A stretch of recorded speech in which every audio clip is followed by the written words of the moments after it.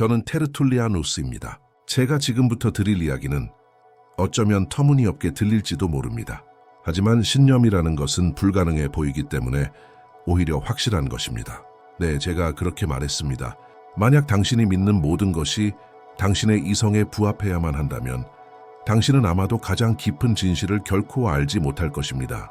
결국 역사를 변화시키는 것은 종종 바로 일어날 것 같지 않은 일이라는 것을 생각해 본 적 있습니까?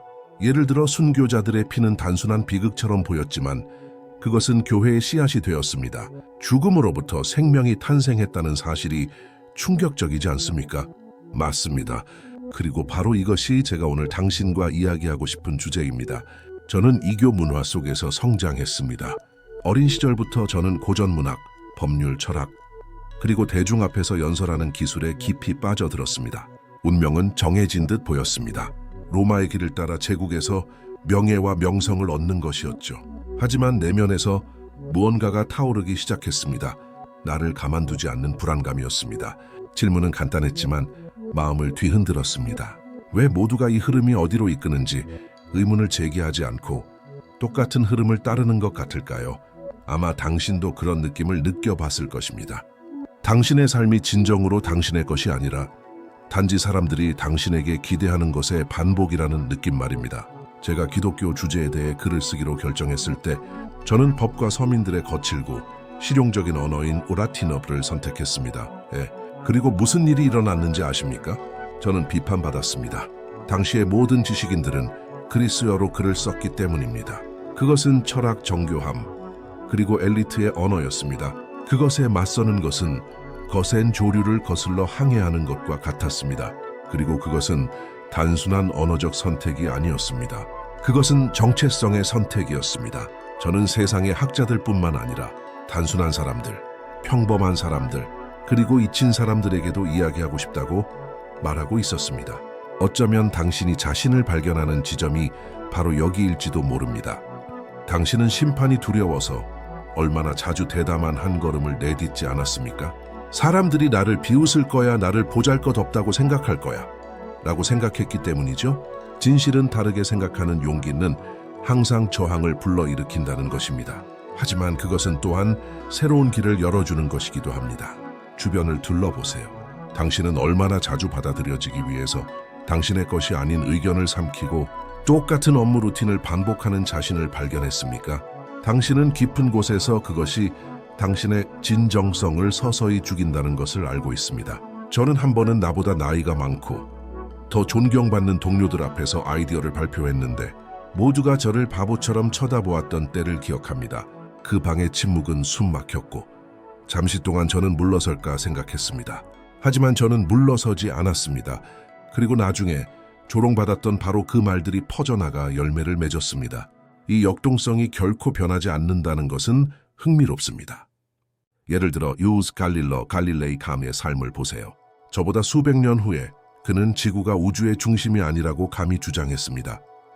그 대가는 박해 굴욕, 거의 그의 목소리의 소멸이었습니다. 하지만 오늘날 누가 그를 비난했던 사람들을 기억합니까? 전 세계가 그의 대담함의 가치를 인정합니다. 더 최근의 인물인 더 스티브 잡스에 대해서도 마찬가지로 말할 수 있습니다. 그는 자신이 세상을 바꿀 수 있다고 생각할 만큼 미친 사람들이 실제로 세상을 바꾸는 사람들이라고 믿었습니다. 조류를 거슬러 항해하는 용기가 순응하는 비겁함보다 항상 더 깊은 흔적을 남긴다는 증거가 아닙니까? 그리고 이것에는 훨씬 더 사적인 무언가가 있습니다. 왜냐하면 우리는 단지 역사에 대해서만 이야기하는 것이 아니라 개인적인 삶에 대해서도 이야기하고 있기 때문입니다. 당신은 당신이 오늘 하는 일이 진정으로 당신이 누구인지를 표현하는지 얼마나 자주 스스로에게 물어보았습니까? 이상하게 보일까봐 대화에서 당신의 의견을 얼마나 자주 삼켰습니까? 불가능하다고 들었기 때문에 얼마나 자주 꿈을 접어두었습니까?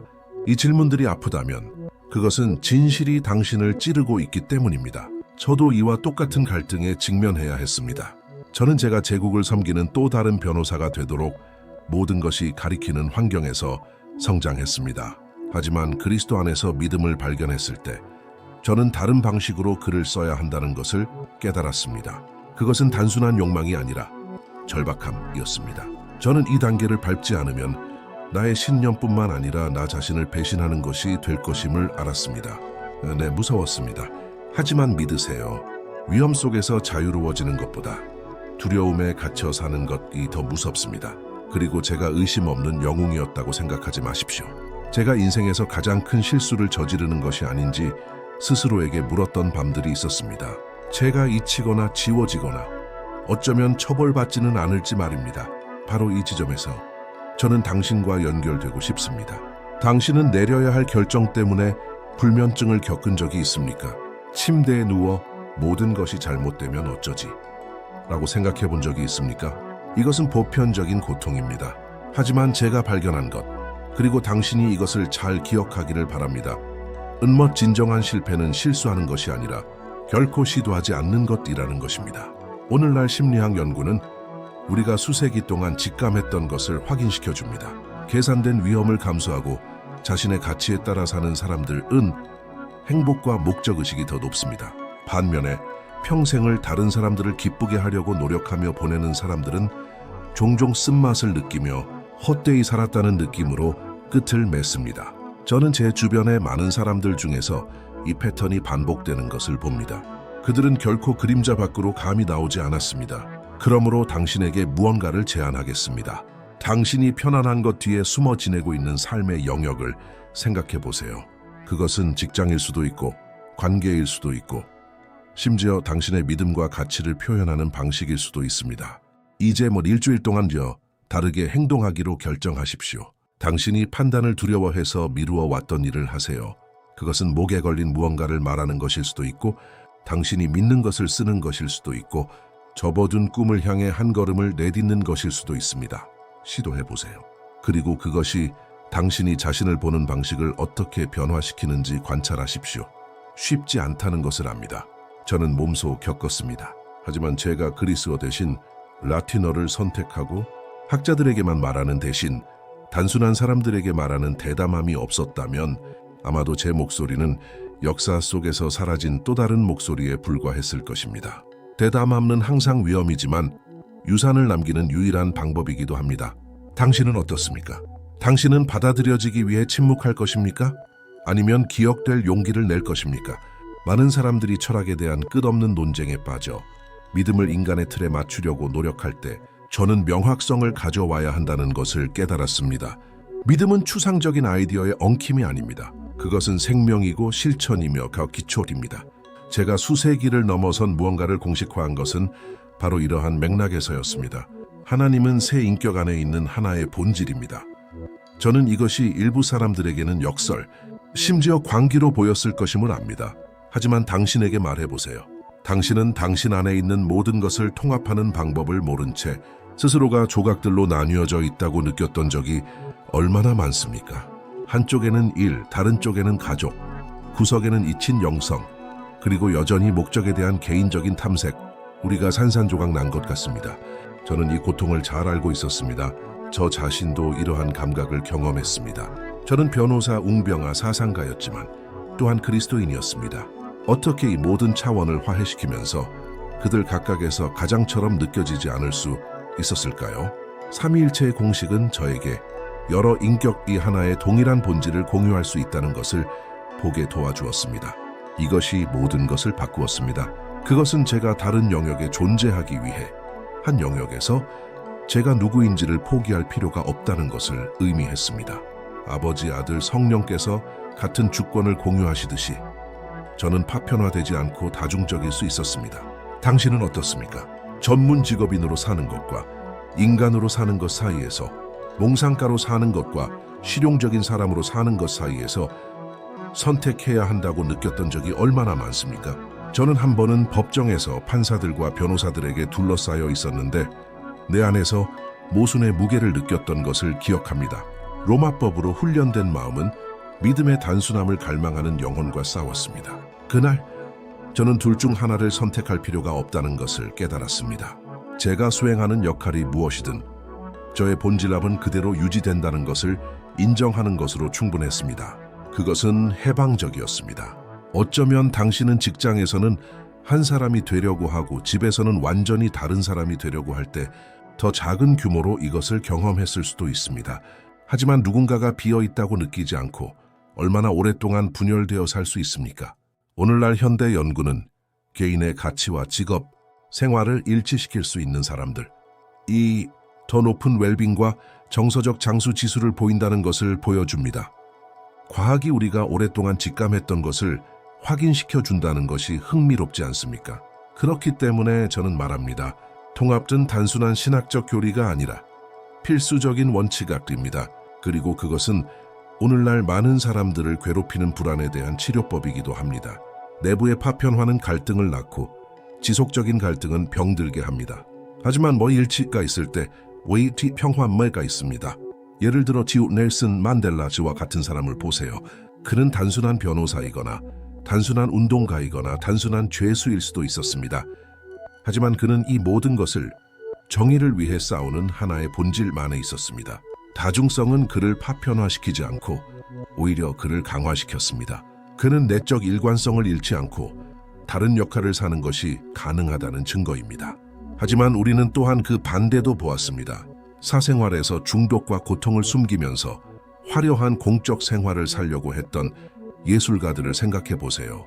많은 이들이 저항하지 못하고 그 내부의 통합을 찾지 못했기 때문에 무너졌습니다. 그리고 여기에 제가 당신에게 던지는 도전이 있습니다. 당신은 조각으로 살고 있습니까? 아니면 하나의 전체로 살고 있습니까? 어쩌면 당신은 당신의 본질과 맞지 않는 역할에 맞추려고 노력하고 있을지도 모릅니다. 어쩌면 당신은 나는 한 삶에서 두 사람인가? 라고 스스로에게 물어봤을지도 모릅니다. 이 질문이 당신 안에서 울려 퍼진다면 자신과의 화해를 찾을 때임을 아십시오. 그것은 한 영역에서 당신이 누구인지를 버리는 것이 아니라 당신의 본질이 그들 모두에서 드러나도록 허용하는 것입니다. 저는 눈물과 의심의 밤, 그리고 어느 곳에서도 받아들여지지 않을까 하는 두려움 속에서 이것을 배웠습니다. 하지만 저는 또한 어떤 공간에서도 온전할 수 있다는 발견의 기쁨을 경험했습니다. 그리고 이제 당신에게 무언가를 제안하고 싶습니다. 다음 7일 동안 당신이 삶의 모든 영역에서 일관성 있게 행동하고 있는지 관찰하십시오. 모든 결정 앞에서 스스로에게 물어보십시오. 이것이 진정으로 나를 반영하는가? 당신의 대답을 기록하십시오. 주말이 끝날 때 해결해야 할 모순이 있는지 확인하십시오. 이 간단한 연습은 당신이 어디에서 분열되어 있고 어디에서 통합을 찾아야 하는지를 드러낼 수 있습니다. 착각하지 마십시오. 조각으로 사는 것이 더 쉬워 보일 수 있지만 오직 통합만이 지속적인 평화를 가져옵니다. 저는 삼위일체의 신비에서 이 진실을 발견했습니다. 그리고 당신은 당신 안에 파편화된 것을 직면할 용기가 있다면 당신 자신의 삶에서 그것을 찾을 수 있습니다. 저는 저를 깊이 불안하게 만드는 것을 보았습니다. 겸손하게 이끌어야 할 사람들이 어떤 죄라도 용서할 수 있는 절대적인 권한이 있다고 주장하기 시작했습니다. 처음에는 해방적인 것처럼 보였습니다. 하지만 저는 곧 거기에 숨겨진 위험을 깨달았습니다. 만약 회개 없이 모든 것이 용서될 수 있다면 사람들이 아무렇게나 사는 것들 무엇이 막을 수 있을까요? 책임감이 더 이상 존재하지 않을 때 공동체에 무슨 일이 일어날까요? 저는 그 답을 알았습니다. 도덕성이 해체되고 그와 함께 인간의 존엄성도 해체됩니다. 어쩌면 당신은 더 작은 규모로 비슷한 것을 경험했을 수도 있습니다. 당신은 실수를 정당화하기 위해 얼마나 자주 변명을 찾았습니까? 당신은 얼마나 자주 모두가 그렇게 하니까 그렇게 잘못된 것은 아닐 거야 라고 생각했습니까? 우리의 실수를 완화시키려는 이 부드러운 목소리는 배신적입니다. 그것은 순간적으로 우리를 안심시키는 것처럼 보이지만 깊은 곳에서는 우리를 삶의 의미를 부여하는 것으로부터 멀어지게 합니다. 진실은 모든 것이 받아들여질 때 더 이상 가치 있는 것은 없다는 것입니다. 저는 구체적인 상황을 기억합니다. 저는 카르타고의 한 공동체에 있었는데 한때 확고하고 헌신적이었던 형제들이 이제는 주교에게 달려가서 용서를 받고 계속 나아가면 된다고 믿기 때문에 과도한 삶을 사는 것을 보았습니다. 저는 양심의 가책 없이 아내를 배신하는 남자들, 두려움 없이 가난한 사람들을 착취하는 상인들, 힘을 남용하는 군인들을 보았습니다. 그것이 내 속을 갈라놓았습니다. 저를 변화시켰던 믿음이 어떻게 무책임함에 대한 구실로 축소될 수 있었을까요? 제가 더 엄격하고 더 훈련된 길을 모색한 것은 바로 이러한 맥락에서였습니다. 저는 제 눈앞에서 공동체가 타락하는 것을 보는 것보다 엄격하다는 말을 듣는 것을 선호했습니다. 그리고 당신은 어떻습니까? 당신 자신의 유연성, 이 단순한 자기 기만은 아니었는지 스스로에게 물어본 적이 있습니까? 당신은 얼마나 자주 완벽한 사람은 없다거나 인생은 짧으니 즐겨야 한다 와 같은 문구를 사용하여 깊은 곳에서 당신의 양심을 해치는 태도를 정당화합니까? 저는 우리가 죄책감 속에서 살아야 한다고 말하는 것이 아니라 성실함을 가지고 살아야 한다고 말하는 것입니다. 왜냐하면 성실함 없이는 공허함의 무게가 조만간 찾아오기 때문입니다. 최근의 역사를 보세요. 랜스 암스트롱은 전 세계적인 연궁으로 찬양받았고 타이틀을 획득하고 수백만 명에게 영감을 주었습니다. 하지만 진실이 드러났을 때 모든 것이 무너졌습니다. 그의 승리는 도핑으로 얼룩져 있었습니다. 전 세계는 한 선수뿐만 아니라 한 유산의 붕괴들을 지켜보았습니다. 이것은 재능이 누군가를 일으켜 세울 수는 있지만 그를 지탱하는 것은 성품만이라는 것을 보여줍니다. 성품 없이는 몰락은 피할 수 없습니다. 오늘날 인간 행동에 대한 연구는 가치와 행동 사이의 모순 속에서 사는 사람들, 이 불안과 우울증, 지수가 증가한다는 것을 확인시켜줍니다.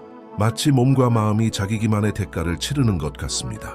반면에 자신이 믿는 것과 자신이 하는 것 사이의 일관성 바를 유지하는 사람들은 더 큰 정서적 균형과 웰빙을 경험합니다.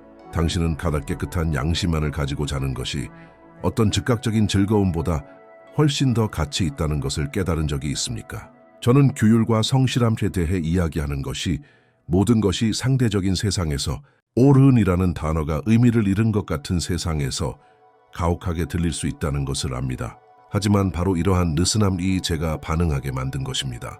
저는 비판에 직면하고 급진적이라는 말을 듣는 것을 선호했지만 변화시키지 않는 믿음에 동조하는 것보다 말입니다. 그리고 여기에 당신에게 도전을 남깁니다. 다음 3일 동안 당신이 작은 일탈을 허용해온 삶의 한 영역 말이든 재정이든 관계든을 선택하고 절대적인 성실함을 가지고 살기로 결정하십시오. 단 3일입니다. 그런 다음 이 결정이 당신의 내면의 평화에 어떤 영향을 미치는지 관찰하십시오. 느슨함은 편안해 보일 수 있지만 그것은 천천히 부식됩니다. 규율은 가혹해 보일 수 있지만 그것은 견고한 토대를 건설합니다. 저는 쉬운 길을 선택했기 때문에 공동체 전체가 길을 잃는 것을 보았습니다. 그리고 저는 당신이 같은 운명을 살기를 원하지 않습니다. 성실함을 선택하십시오. 왜냐하면 느슨함의 대가는 항상 규율의 노력보다 더 비쌀 것이기 때문입니다. 어쩌면 제 여정에서 가장 고통스러운 부분은 제가 싸웠던 많은 전투가 제 시대에 승리하지 못할 것임을 깨닫는 것이었을지도 모릅니다. 저는 성직자들이 점점 더 특권적인 위치를 차지하는 것을 보았고 제가 열정적으로 옹호했던 개념들이 무시되거나 왜곡되는 것을 보았습니다. 그것은 광야에서 소리치는 것과 같았습니다. 그리고 당신도 이것을 느껴본 적이 있습니까? 당신이 하는 일이 아무런 효과도 없는 것처럼 마치 보이지 않는 것처럼 느껴본 적이 있습니까? 저도 느꼈습니다. 하지만 바로 이 순간에 저는 더 큰 무언가를 이해했습니다. 유산은 서두름에서 나오는 것이 아니라 지속성에서 태어납니다. 저는 어쩌면 열매를 보지 못할 것이라는 것을 알면서 글을 썼습니다. 저는 기우나를 넘어서 글을 썼습니다. 저는 스스로에게 물었습니다. 내가 더 이상 여기에 없을 때 내 말이 여전히 울려 퍼질까? 그리고 그 답이 무엇인지 아십니까?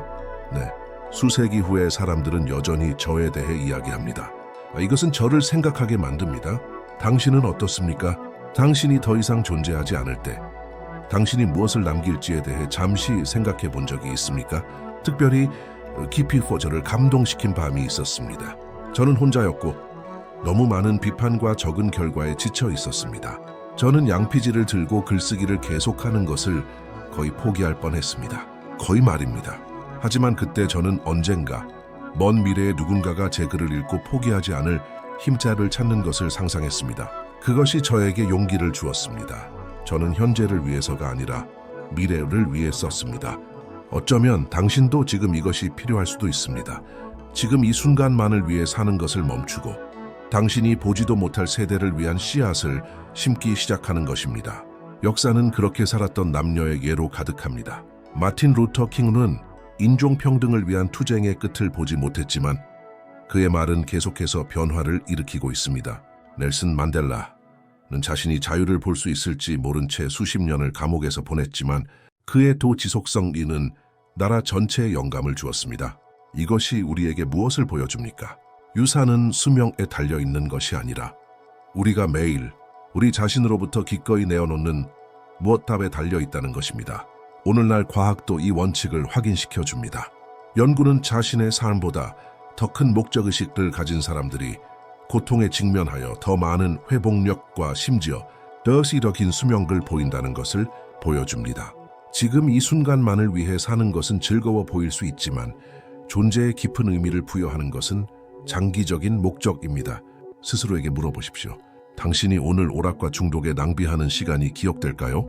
아니면 당신이 후에 꽃을 피울 무언가를 감히 심었기 때문에 당신의 삶이 의미를 가질까요? 네. 저는 현재 해결해야 할 일이 너무 많은데 유산들에 대해 생각하는 것이 무겁게 느껴질 수 있다는 것을 압니다. 하지만 진실은 유산은 당신이 끝에 가서야 건설하는 것이 아니라 지금 이 순간의 모든 결정에서 건설하는 무언가라는 것입니다. 당신이 말하는 모든 단어, 당신이 선택하는 모든 몸짓, 불의에 대한 당신의 모든 태도는 다른 사람들이 읽을 이야기서를 쓰고 있습니다. 그리고 여기에 당신에게 도전을 남깁니다. 다음 며칠 일 동안 의도적으로 미래 세대를 생각하며 무언가를 하십시오. 나무를 심거나 자녀나 친구에게 가치 있는 것을 가르치거나 당신이 믿는 것에 대한 편지를 쓰거나 보답을 기대하지 않고 누군가를 돕십시오. 주말이 끝날 때 스스로에게 물어보십시오. 내가 더 이상 여기에 없다면 이것이 차이를 만들었을까? 이 간단한 연습은 당신 자신의 삶에 대한 인식을 바꿀 수 있습니다.